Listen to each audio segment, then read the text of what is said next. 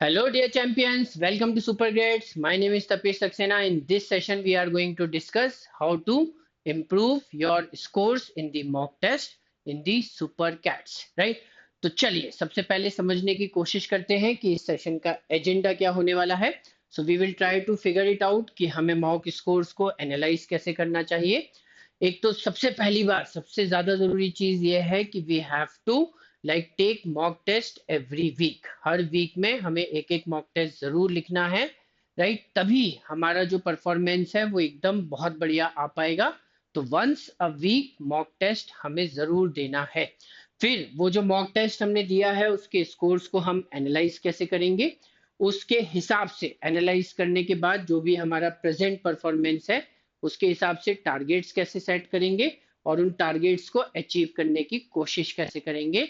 अगर ये तीनों स्टेप्स हमने अच्छी तरीके से इम्प्लीमेंट कर दिए तो डेफिनेटली हमारा जो मॉक का स्कोर है वो कंटिन्यूअसली इम्प्रूव होता रहेगा.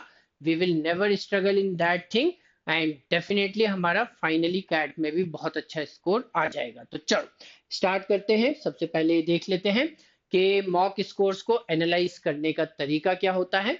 तो किसी भी सेक्शन में या ओवरऑल जो हमारा पेपर होता है उसमें हम सभी क्वेश्चंस को तीन पार्ट्स में डिवाइड कर सकते हैं. एक होते हैं सिटर्स. सिटर्स मतलब ऐसे क्वेश्चंस जो देखते ही सॉल्व हो जाते हैं, बहुत जल्दी सॉल्व हो जाते हैं, तो उनको हम कहते हैं सिटर्स. उसके अलावा कुछ डुएबल क्वेश्चंस और होते हैं जिनको हमें डेफिनेटली कर लेना चाहिए.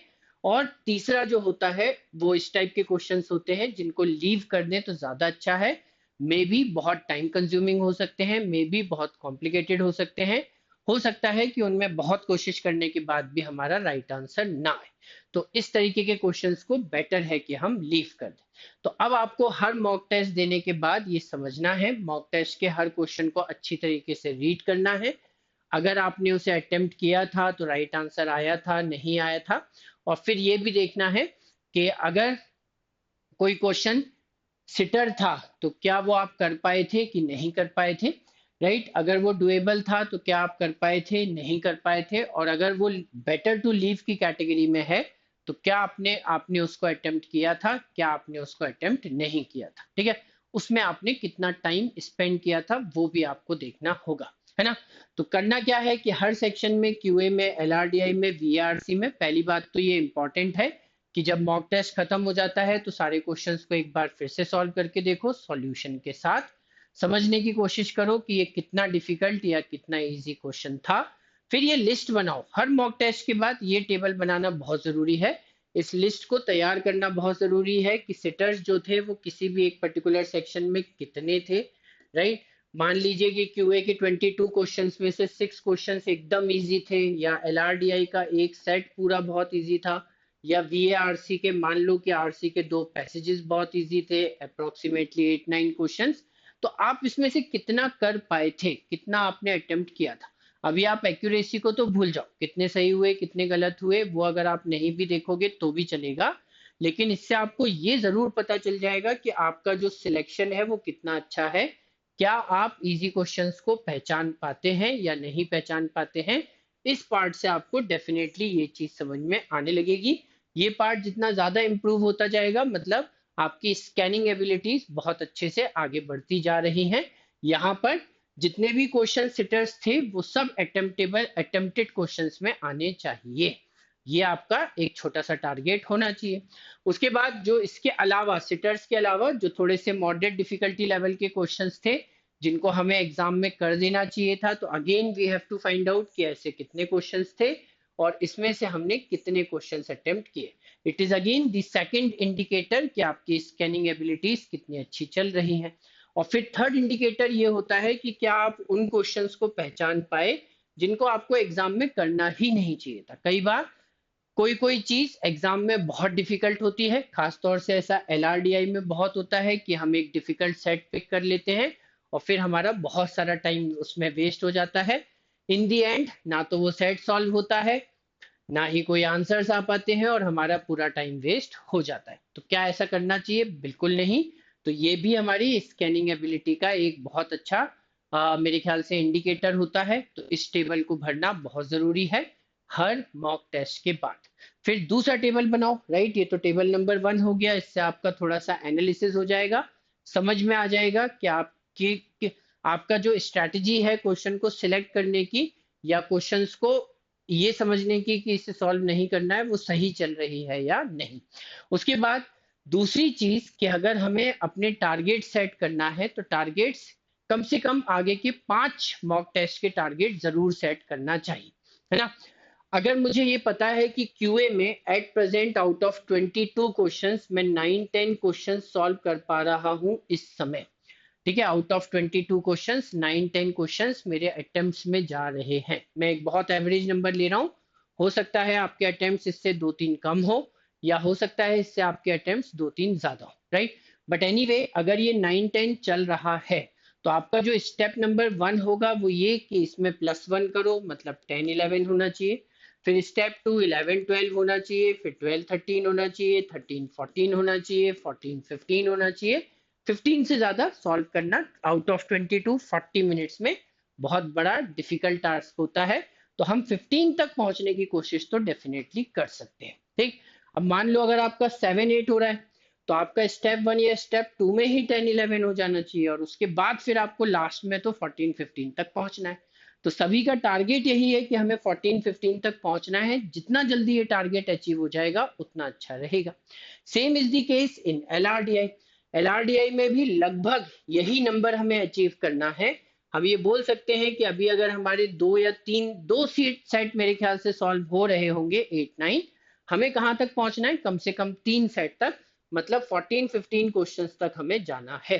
लेकिन एलआरडीआई में होगा क्या ना कि ये जंप अचानक से मिलेगा, मतलब अभी आपके 2 सेट सॉल्व हो रहे हैं, फिर अचानक से तीसरा सेट पूरा पूरा सॉल्व होने लगेगा, राइट। तो बीच में काफी समय तक ऐसा हो सकता है कि ये 8-9 है तो ये ज्यादा बढ़े नहीं, क्योंकि आप 2 ही सेट लगातार 2 सेट्स ही सॉल्व कर पाओगे, तो शायद 8-9 9-10 ऐसा चलता रहेगा। बट अचानक से किसी एक मॉक टेस्ट में 3 सेट आप सॉल्व कर पाओगे, और उसके बाद आपको कंसिस्टेंटली कम से कम 3 सेट जरूर सॉल्व करना है, ठीक।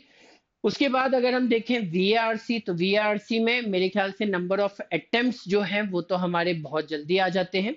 आई एम वेरी श्योर कि आप में से ज्यादातर बच्चों के 13-14 अटेम्प्ट्स तो आ ही रहे होंगे। इसका फाइनल टारगेट जो होता है, क्योंकि 24 क्वेश्चंस होते हैं, तो 19-20 तक भी जा सकते हो, उसके हिसाब से फिर अपने स्टेप्स बना सकते हो। 13 से 19 तक जाना है तो मेरे ख्याल से +1 +1 +2 भी करते हुए जाओगे तो डेफिनेटली आपका ये टारगेट अचीव हो जाएगा। तो आई थिंक कि हमें ये पता होना चाहिए कि आज से 5 मॉक टेस्ट के बाद हमारा टारगेट क्या रहेगा, है ना। ये बहुत जरूरी है, तभी हम उसको थोड़ा सा ब्रेक डाउन करके धीरे धीरे अचीव करने की कोशिश कर सकते हैं, ठीक है। अब ये टारगेट अचीव होगा कैसे, तो सबसे पहले ये समझो कि क्वांटिटेटिव एप्टीट्यूड में हम अभी क्या जानते हैं और हमें क्या जान लेना चाहिए, या हमारा तरीका क्या होना चाहिए पढ़ने का, ठीक है। सबसे पहले अगर हम एग्जाम के डिफिकल्टी लेवल और एग्जाम के पैटर्न के अकॉर्डिंग देखें तो क्वांटिटेटिव एबिलिटी में सबसे ज्यादा क्वेश्चंस अरिथमेटिक और एल्जेब्रा के आते हैं। तो अगर आपने अभी तक अरिथमेटिक और एल्जेब्रा ही अच्छे से कवर नहीं किया है तो उसके ऊपर लगातार ध्यान दो, इसी में से मैक्सिमम नंबर ऑफ क्वेश्चंस आने वाले हैं। इसमें भी अगर मैं प्रायोरिटी वाइज बोलूं तो अरिथमेटिक सबसे पहले होना चाहिए, एल्जेब्रा उसके बाद होना चाहिए, फिर तीसरे नंबर पे आपको नंबर्स के कॉन्सेप्ट्स को रखना चाहिए, देन फोर्थ होना चाहिए जीएमटी, और फिर इसके अलावा जीएमटी मतलब ज्योमेट्री, मेंसुरेशन और ट्रिग्नोमेट्री, और फिर जो भी टॉपिक बच जाते हैं जैसे set theory, permutation combination, probability, statistics, तो वो सब आपका मॉडर्न मैथ्स में चला जाएगा, ठीक। तो इस तरीके से लगातार कोशिश करते रहो, राइट। मान लो आपका मैथ्स बहुत अच्छा है लेकिन फिर भी आपके नंबर ऑफ अटेम्प्ट्स कम हो पा रहे, तो मॉक को एनालाइज करके ये समझने की कोशिश करो कि इनमें से कौन सा एरिया है जो आपको सबसे ज्यादा परेशान कर रहा है, उस एरिया के ऊपर थोड़ा ज्यादा वर्क करने की कोशिश करो, ठीक है। But I am very sure कि शायद इस समय तो हमें पूरे 5 एरियाज, मतलब पूरा सिलेबस हमारा फिनिश हुआ होगा, इसी के चांसेस बहुत कम है, तो सिलेबस तो पूरा फिनिश करना जरूरी है।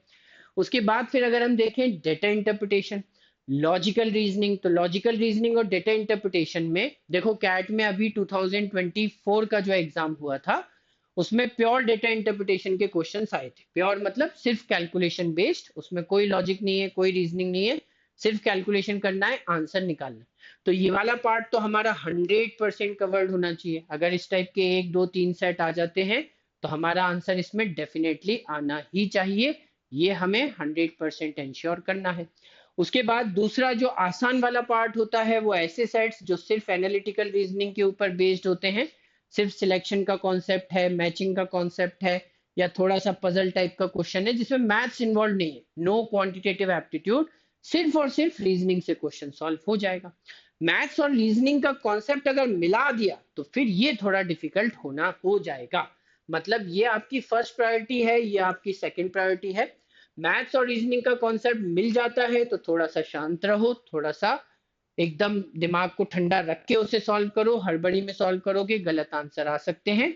और उससे भी थोड़ा सा और टफ हो जाता है लॉजिक बेस्ड डीआई, मतलब डेटा इंटरप्रिटेशन तो है, खूब सारे कैलकुलेशंस तो करना ही है, साथ में उसमें हमने कोई लॉजिकल रीजनिंग का कॉन्सेप्ट भी डाल दिया तो फिर तो वो बहुत टफ हो सकता है। तो ये 3 और 4 में थोड़ा संभाल के करना।